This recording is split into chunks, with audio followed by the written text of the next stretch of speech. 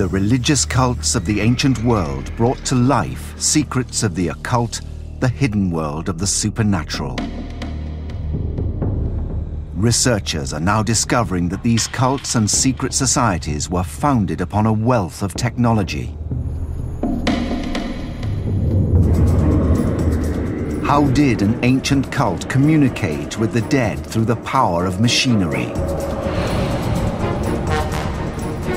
How did a life-size statue of Jesus Christ spring miraculously to life? What ancient science protected a holy military order and its city against certain annihilation? And how did an ancient civilization recreate the mysteries of hell? A newly discovered underworld where no cameras have gone before. The secret science of the occult is our ancient discovery.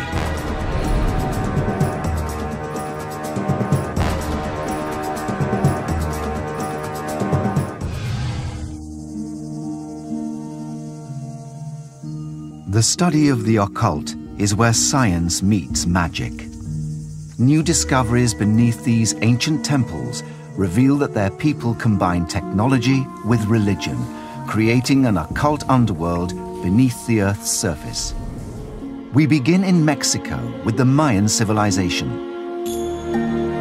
It's easy to think that the occult is just myths and fiction, but when you start to apply archaeology and science, you can really get to the truth and the nuggets of real fact that underlie all of them. In 600 AD, when the once great cities of Europe were in decline, the city of Chichen Itza was in its ascendancy. Temples were aligned with the solar system using an advanced understanding of geometry and astronomy. The people of Chichen Itza reached for the stars, the abode of the sun god and countless other deities. But living in the darkness underground were the other gods, the gods of death. We're very fortunate in that the Mayans decorated all of their temples with glyphs and inscriptions and carvings, which has given us an incredible insight into their life and culture. Even more so is a mysterious 16th century document known as the Popol Vuh. The Popol Vuh is a sacred text transcribed in the 16th century from ancient hieroglyphs. It describes a mythical civilization, an occult underworld known as Xibalba. Xibalba is the Mayan underworld, the place where all the souls want to get to be able to enjoy the afterlife. But the thing about Xibalba is it's not easy to get there. It's a real challenge. You've got to go through many ordeals for your soul to be able to enjoy the benefits of the afterlife. Although Xibalba lives on in myth, could it also be a real place, hidden somewhere deep in the earth beneath us? In ancient Mayan culture, Xibalba is linked to what are called cenote, naturally occurring sinkholes which are filled with rainwater over thousands of years. This cenote is the source of water for the whole city of Chichen Itza. Without this, the city could not survive. It was so important that they built a sacrificial way, a sakbe, all the way through here, through the jungle, to the cenote. Human sacrifices have been discovered in the cenote, including the remains of young children and women.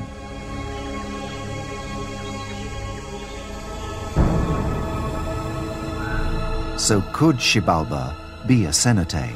Using the clues from the Mayan sacred book Popol Vuh, we can start to unravel the Mayan sacred code. But there's only one place we can really do that, and that's to explore Xibalba itself. We need to dive into a cenote. This is what John and a team of underwater cave divers will attempt. They've traveled 70 miles west of Chichen Itza in search of evidence for this ancient underworld. I've got to admit, this is incredibly exciting. How many people have the privilege to sort of dive and explore such an important archaeological site?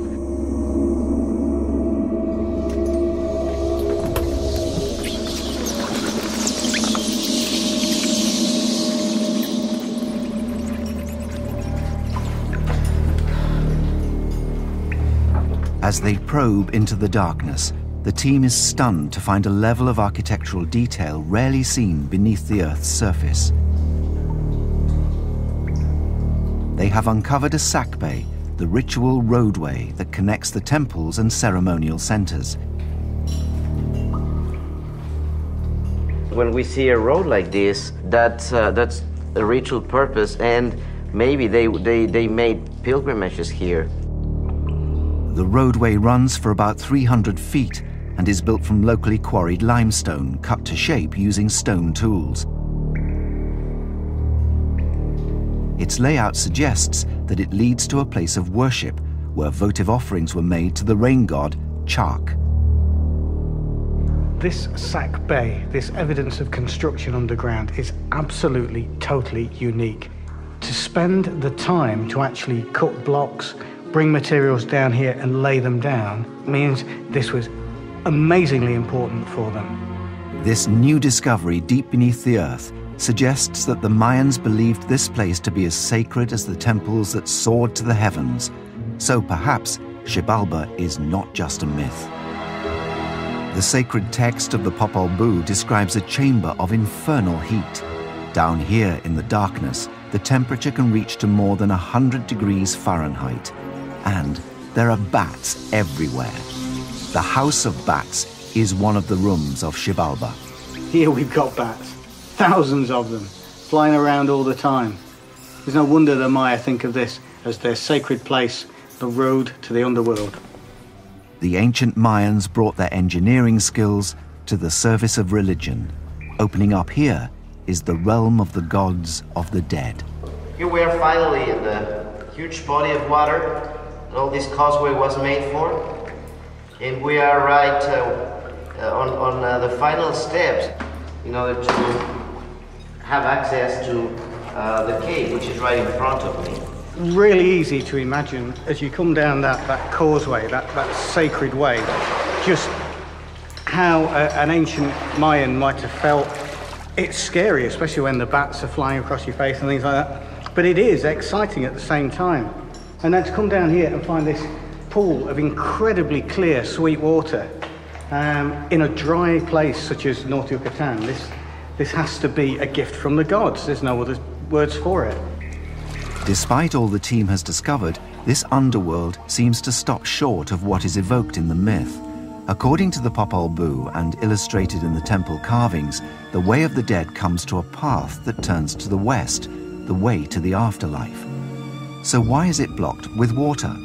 Is it because the water levels in the cave have risen over the centuries? To answer this question, it's time to put on the diving gear and investigate the cave complex further.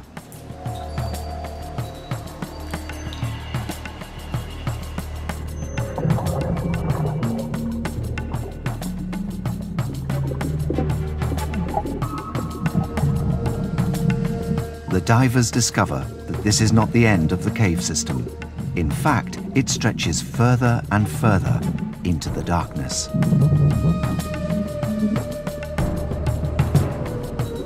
As they journey deeper, they discover other rooms, some with air pockets that allow them to take off their breathing apparatus. Could these be the houses of demons as described by the Popol Vuh? We enter the first room, and it's truly beautiful. It's wonderfully decorated with stalactites and stalagmites. Stalactites and stalagmites can only form in air, proof that these caves were once dry and that the water table has risen. The Popol Vuh talks about the House of Knives, a room filled with blades and razors that the souls of the dead must overcome on their journey to Xibalba. Did it look like this? Then we enter another room that has a large pocket of air, so you can walk through this part to get to a further room. You go back underwater, and as you come up again, you enter a further room. It's truly exciting. You can feel a certain energy that comes from the respect and care they showed for this place. And entering it is like being in another dimension. These new discoveries bear an uncanny resemblance to the Xibalba described in the Popol Vuh. It's fantastic. It's just fantastic because you get here, you just get to the end of the road to Xibalba, and right in front of it, you find a cave that goes exactly towards the west. And I'm excited about the west because this was the road to Xibalba. The Mayans had a vision of the underworld that seems to correspond with a real place underground. They peopled it with gods and souls of the dead. Are these discoveries beneath the earth evidence of the convergence of the real and the occult in Mayan religion?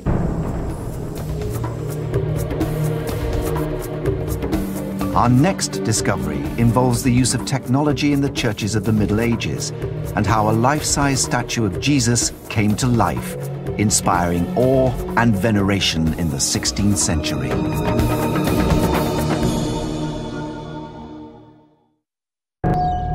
Religions and cults throughout the world are steeped in mystery, intensified by ritual and secrets. Some alleged miracles or supernatural acts have defied logic for hundreds of years. In 16th century England, a full-size wooden statue of Jesus Christ overawed people by coming to life. It was able to frown, it was able to smile, to move arms and legs, and the whole thing must have seemed like pure magic to the congregation who were there. The statue was known as the Holy Cross of Grace, or the Rood of Grace. It belonged to the monks of the Abbey of Boxley in the Diocese of Canterbury. Word of its legend spread, and pilgrims throughout Europe travelled to the small Kent village to witness its miraculous powers of movement. Now remember, we're talking about a congregation who were illiterate.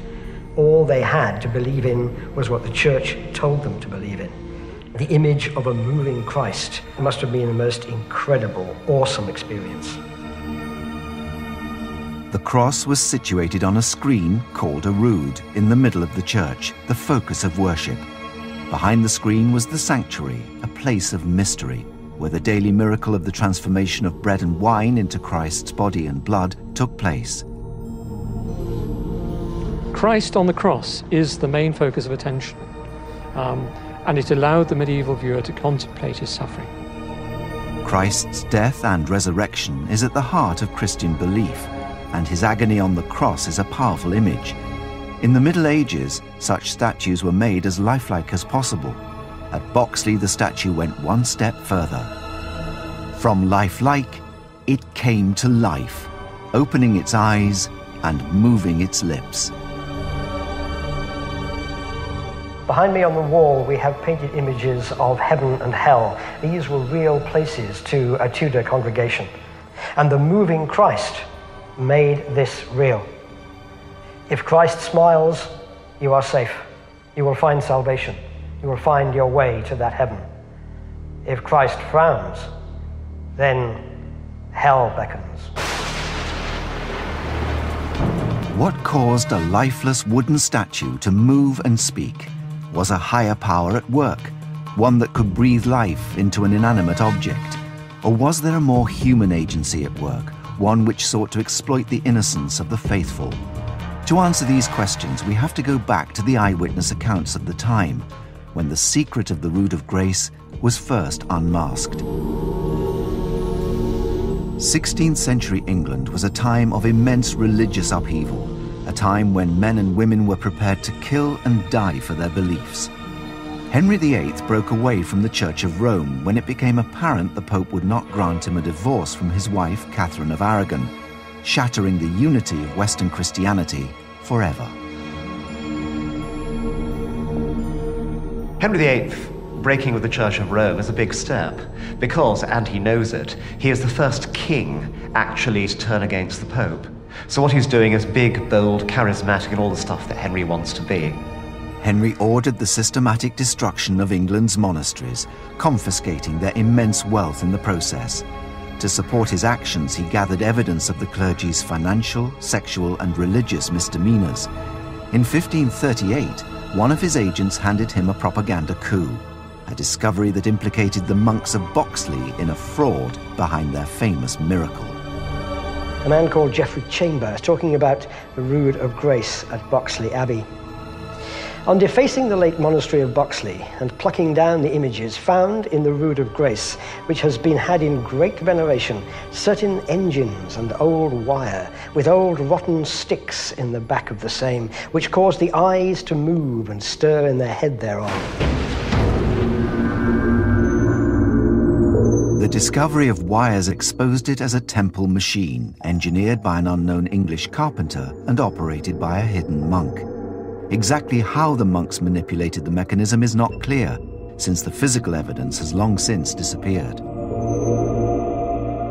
It's likely that the head of the figure was pivoted at the back, the eyes moved by wires to open them, and the lower lip attached to a simple leather hinge that was also operated with a wire to make the mouth look like it was speaking. What happened to the Rood of Grace is that it was taken down and it was exhibited in various places in Kent and then finally in London. The reason for this was London was already the biggest city in the world. The exposure of the miracle as a mechanical fraud served Henry well. The whole deal with the Rood of Boxley, the Rood of Grace, is that it's one of the showpieces of Henry VIII's Reformation. It's paraded around London, it's shown off the royal court, and finally it's ceremonially burned. And it's used as their biggest single exhibit to prove that the old church was full of trickery and fraud.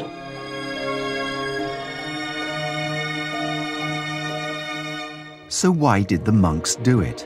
Was it a technological extension of the wall paintings and statues that encouraged the faithful in their devotions, or was it a cynical money-making ploy to bring in gullible pilgrims?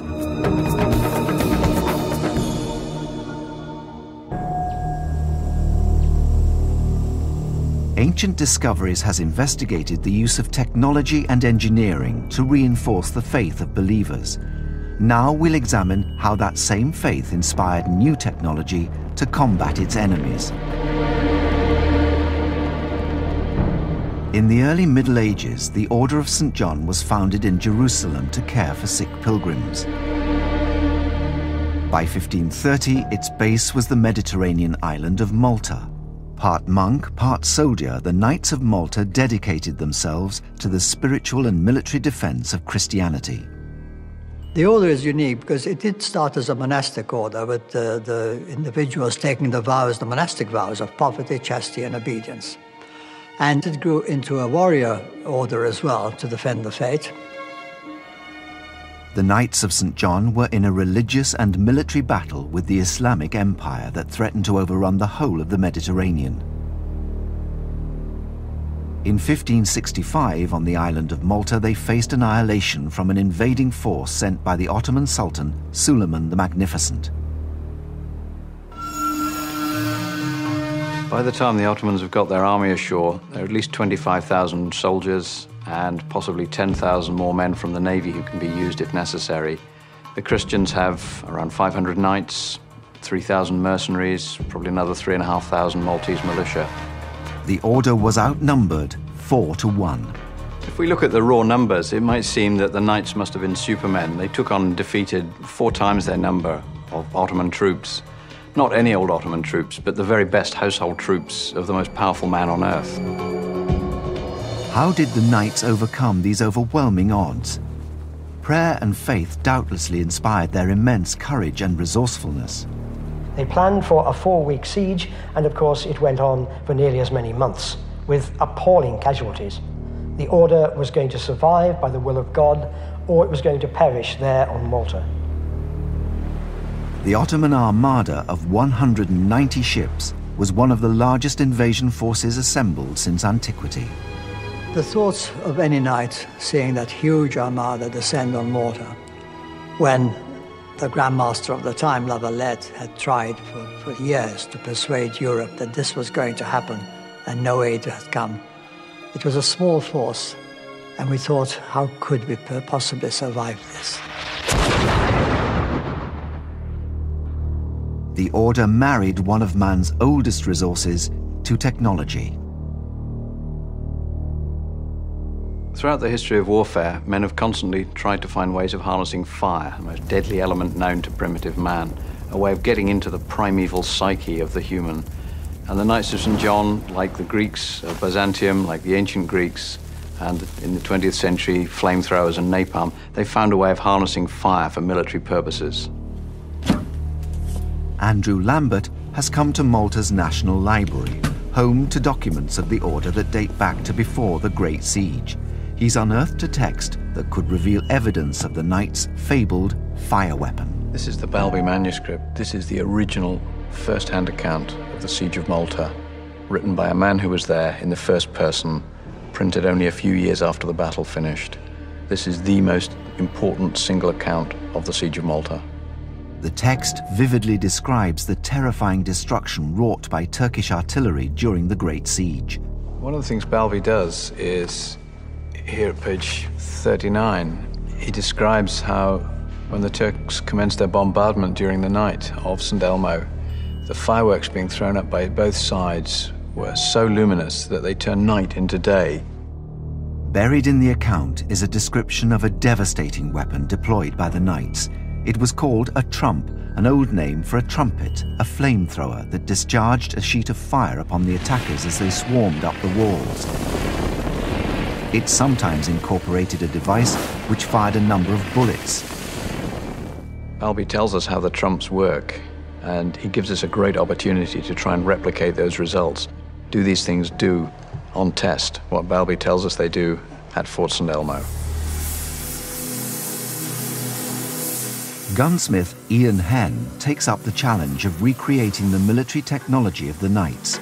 He's attempting to build and fire the flamethrower Balbi describes. Using sheet iron rolled into a tube, Ian produces a large version of the trump, 12 feet in length. The metal is heated to over 1,000 degrees, then shaped into its trumpet-like design. We can estimate how effective it would have been, but we can't really tell until it's gone through a proper test firing. At a disused stone quarry, Ian has come to put the 16th century flamethrower to the test. We'll be using modern blasting gunpowder, very similar to the powder they would have used in the Siege of Malta. They had what was known as corn powder, which had been in existence for about 150 years by then, and it's very similar to modern black powder. Ian's first test will examine its capability as a flamethrower. The gunpowder charge is loaded into the muzzle and then ignited with a burning fuse.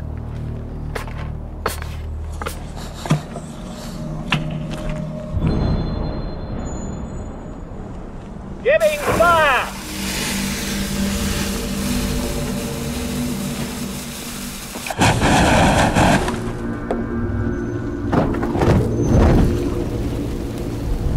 The first test demonstrates that at short range, the trump could be lethal. What we've just seen is a highly efficient early modern flamethrower. Remember, the enemy are wearing long flowing silk robes. They're going to burn just like this. It's a highly effective way of stopping an attack.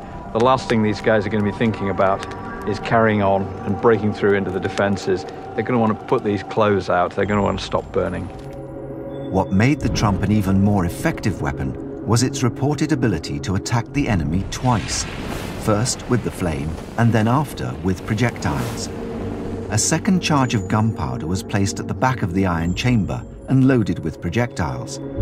Ian sets up the trump to replicate this. First, the team will fire the flame from the front of the muzzle. They will then ignite the second stage charge via the touch hole at the back of the trump, shooting out small stones and shards of metal at the target. Giving fire! Have a care!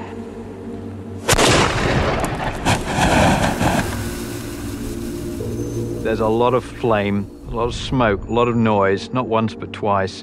So you can be set on fire, you can be shot, and at night with these large flashes and flares, it's going to be a really frightening thing to be coming up against. The tests confirm that it would have been an effective firearm against attack and would have performed exactly how the Balbi text describes, combining a terrifying stream of fire with a deadly hail of shot.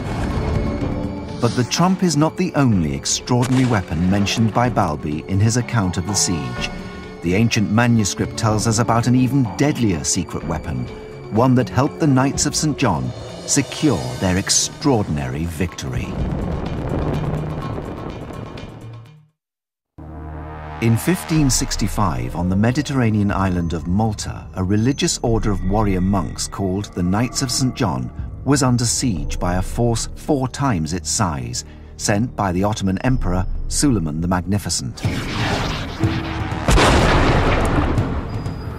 The extraordinary victory of the Knights in their holy war was partly due to the development of terrifying weapons.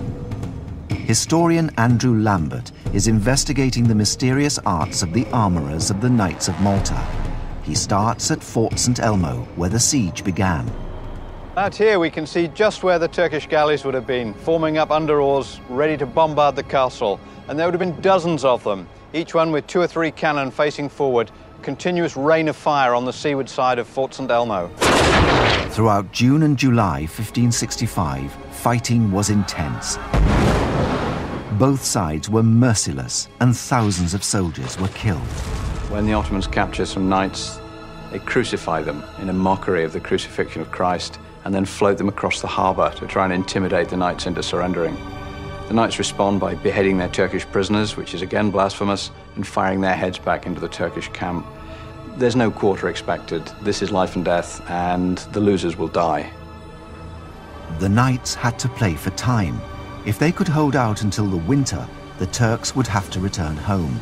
Until then, they needed every possible device and stratagem to keep the Turks at bay. One of the devices described in the ancient texts is known as the fire hoop. For the defenders of St Elmo, this was the crisis. Under constant artillery bombardment, the men standing at the parapet would have been cowering below under heavy artillery fire, constantly being sniped at with muskets. They'd have brought the hoops blazing, 1 man on each side, with long iron tongs. And the trick was to flick them over the top and get them rolling down onto the Turkish infantry as they stormed up the assault bridge. They're often referred to as firework hoops, and they were in fact smeared in linseed oil with wool and gunpowder. And the idea was that these were like gigantic Catherine wheels spinning through the air. Because of what is on those hoops, we have a sticky, burning mess that is almost impossible to put out. How would this unlikely weapon work in practice? What was so innovative about the hoop? Could it really give defenders a decisive advantage against a mass assault of determined warriors with their siege ladders and engines?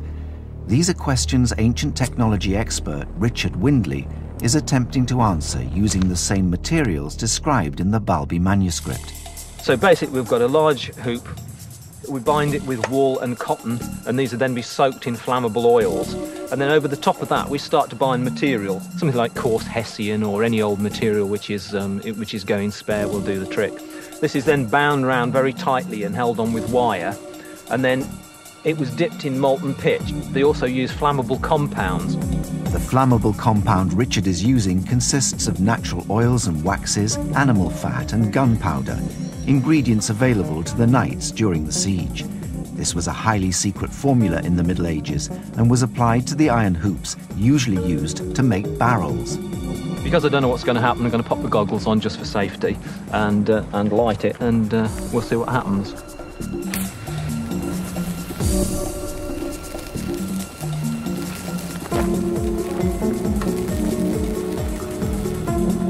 Well, that seems to be burning for quite a prolonged period, and what's interesting is we can actually see the molten pitch dripping off. Now, when I actually applied the pitch to this, I got 1 or 2 spots on my hand. It is very, very nasty, and if you get any quantity on you, it adheres to the skin and it produces very, very nasty burns. After successfully testing the flammable material, Richard will try out the hoops. At the bottom of the cliff face, a set of targets has been set up to represent the Turkish troops in their flowing robes. Thousands of Turks would have attacked the knights' positions at once. Richard's task will be to set fire to them using the hoops.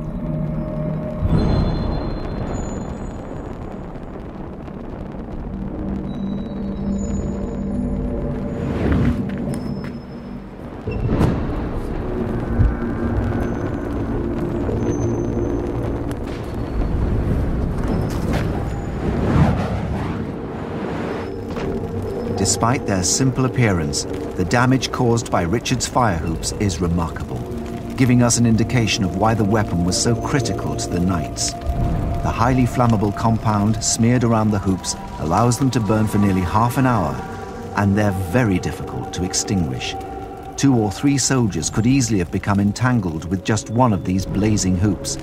Throwing these down in their hundreds, the knights sowed panic and destruction among the besieging soldiers. they actually caused a lot more damage than all the other arsenal of weaponry which they had available to them.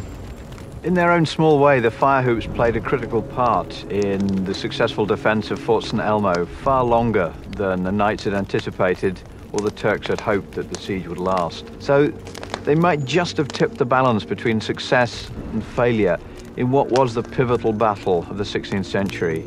The Knights came within days of defeat. By September, they had just 600 men able to fight, but they held out.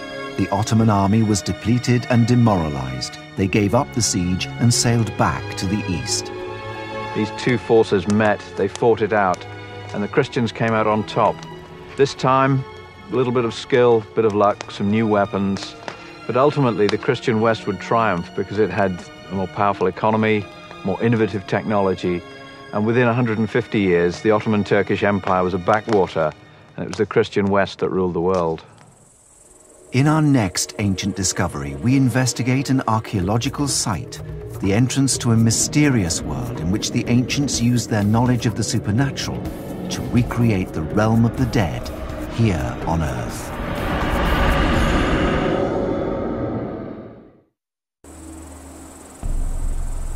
In 1953, archaeologists uncovered a strange site in the north of Greece that had remained hidden for over 1,000 years.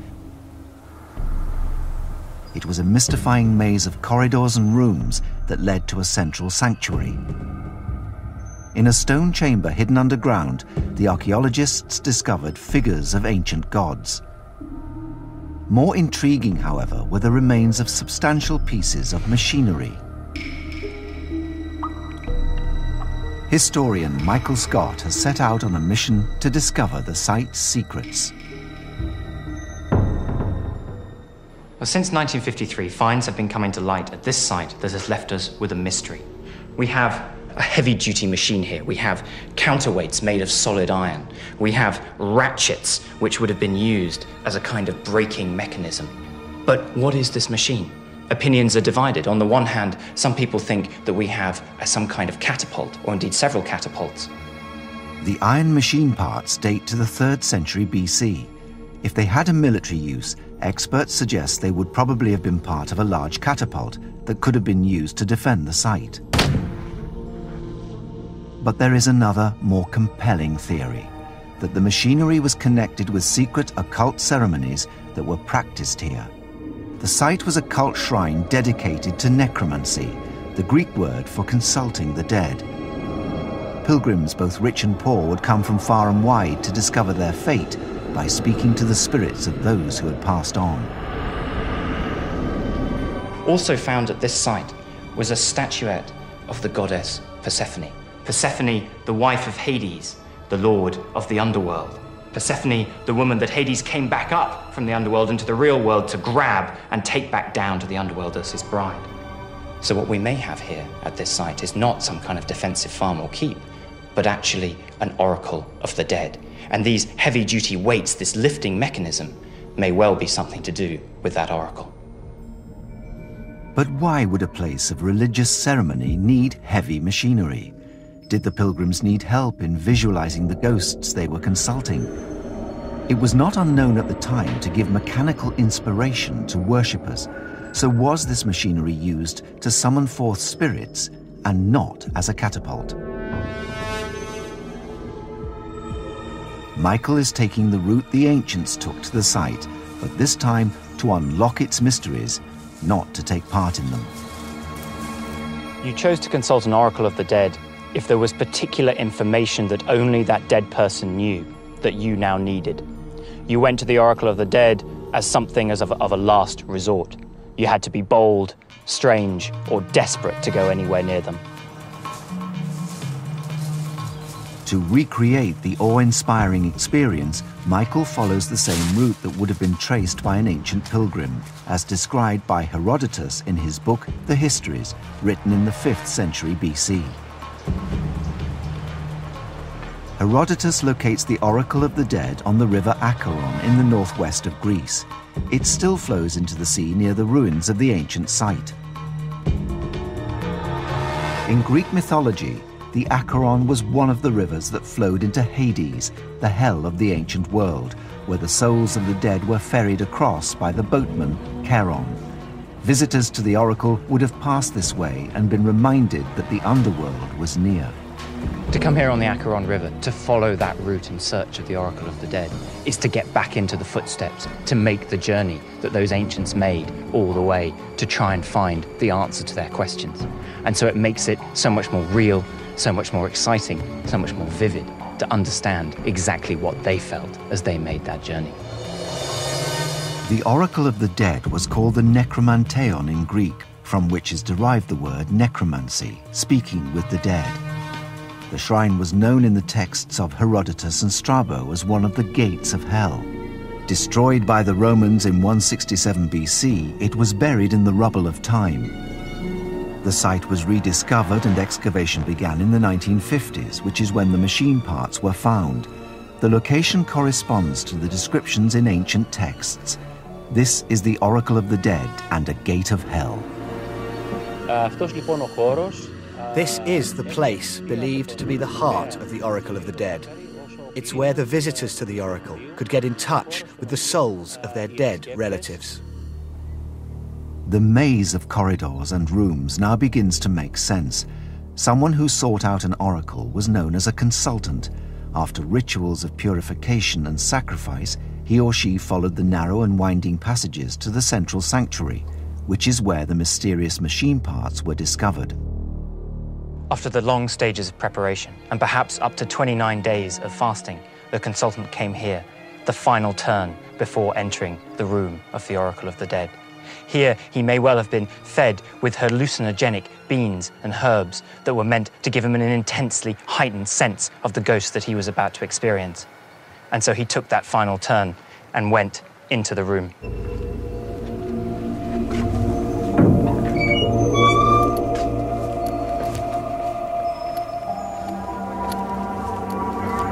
Upon entering the oracle chamber, the consultant would be disoriented by the natural hallucinogens, their psychedelic properties enhancing the person's perceptions and emotions. When you came into that room, it would have been dark, just like where we are now. The priests would have been chanting more and more incessantly, creating the atmosphere. And then, out of nowhere, out of the mists of time and the underworld itself, came a vision of that spirit, and perhaps a voice echoing up, answering your question.